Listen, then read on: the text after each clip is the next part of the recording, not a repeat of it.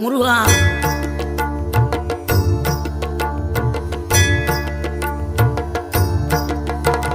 ஆறுபடை வீடும் அருள் வழங்கும் முருகா, அருகே நீ ஓடோடிவா. மூவிரண்டு முகம் சொலிக்க ஆறிரண்டு கரங்களுடன் ஆதரவு தர ஓடிவா. ஆறுபடை வீடும் அருள் வழங்கும் முருகா, அருகே நீ ஓடோடிவா. மூவிரண்டு முகம் சொலிக்க ஆறிரண்டு கரங்களுடன் ஆதரவு தர ஓடிவா.